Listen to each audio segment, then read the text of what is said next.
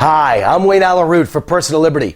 Have you seen the movies White House Down or Olympus Has Fallen? These movies are about terrorists taking over the White House and kidnapping the president. But Barack Obama proves you don't need Russia or China or North Korea or radical Muslim terrorists to take down the White House and destroy the presidency. Obama is doing it all by himself. At Columbia University, class of '83, my fellow classmates admitted on a daily basis they hated America, hated business owners, hated the rich, and despised Judeo-Christian values. We spent our days discussing and debating their plan, a detailed plan to destroy capitalism and radically change America from within by electing one of their own to the presidency.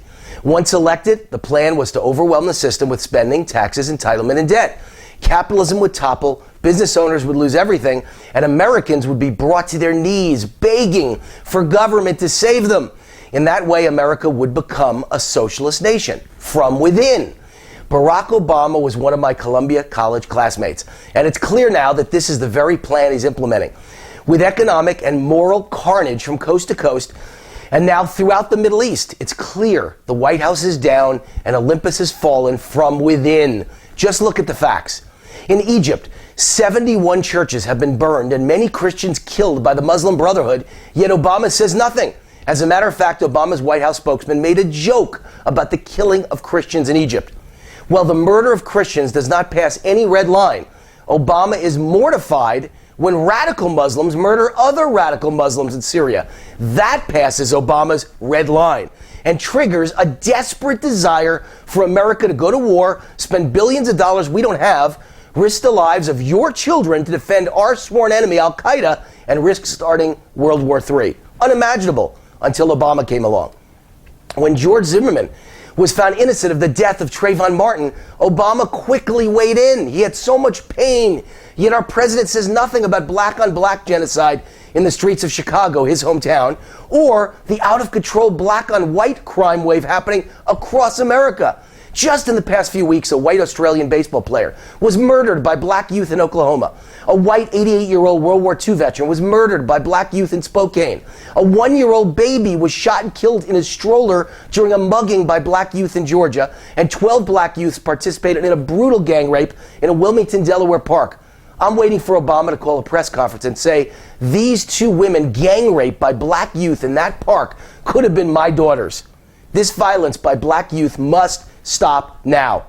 I fear I'll be waiting for an eternity. After all, this is the same president whose Equal Employment Opportunity Commission recently ruled it's racist for employers to conduct criminal background checks on black job applicants because they might find out the applicant is a criminal. But the EEOC says it's okay to do criminal background checks on white job applicants. Unimaginable until Obama came along. Under Obama, our nation is so broke we no longer have the money for White House tours, or to properly staff air traffic controllers, or to keep open our Top Gun training for Navy fighter pilots, or to keep illegal immigrant felons behind bars, or to keep pools open at military bases for military families. We even canceled firework displays at military bases. Yet somehow, we have tens of millions of dollars so our president can vacation in Hawaii and Martha's Vineyard and go on countless golf outings. We somehow found $100 million for Obama and his family to take a trip to Africa, where he pledged $7 billion of your money to provide electricity for the citizens of Africa. And what about the millions for the IRS to spend on lavish conferences, and the billions Obama's giving to Palestinians and the Muslim Brotherhood? Oh, and don't forget the money Obama has spent to arm Al-Qaeda and Hezbollah rebels in Libya and Syria, who will later use these same weapons to kill us. Actually, they already have. See Benghazi. They raped and murdered our own ambassador while using our weapons. Now Obama wants us to fight on their side in Syria. Unimaginable until Obama came along. Amazingly, while Obama arms Muslim rebels, he wants to disarm American citizens. Funny, huh? Even that pales next to the shocking militarization of our own government. Under Obama, the Agriculture Department and the Department of Education now have SWAT teams. Homeland Security just bought 1.6 billion hollow point bullets, enough to fight 30 years of the Iraq and Afghanistan wars. Does Obama fear his own citizens? Is he expecting a war in the streets of America? Unimaginable until Obama came along. In California, Democrats have proposed a bill to allow illegal immigrants to serve on juries. Obama spends millions of our taxpayer dollars for advertising in Mexico, telling illegal immigrants in America they're eligible for food stamps. Billions in welfare payments are given to illegal immigrants disguised as earned tax credits, even though they pay no taxes in the first place. Our government pays commissions to recruiters to inform Americans it's their patriotic duty to sign up for food stamps. That includes illegal immigrants.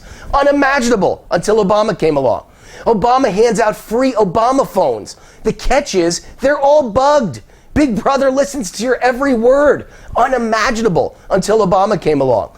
And then there's Obamacare. It's such a train wreck, even Obama's most loyal supporters, the unions, want no part of it. The head of the IRS testified he doesn't want it. Even the company Obama hired to promote Obamacare on the phone to Americans relies on employees with no health care benefits. Fast food restaurants are partnering to share workers so no one falls under Obamacare. Obamacare guarantees there are no more good jobs in America. Economic disaster looms, unimaginable until Obama came along. None of this should come as a surprise. Remember that Democratic delegates booed God 3 times in Obama's presidential convention. And only days ago in Iowa, a Democratic activist opened a meeting with prayer, thanking God for the blessing of abortion. You can't make this stuff up. My fellow Americans, the White House is down. Olympus has fallen, and America is being destroyed from within. Who needs terrorists? Obama's plan is so much more efficient. I'm Wayne Allyn Root for Personal Liberty. See you back here next week, same time, same place. God bless America.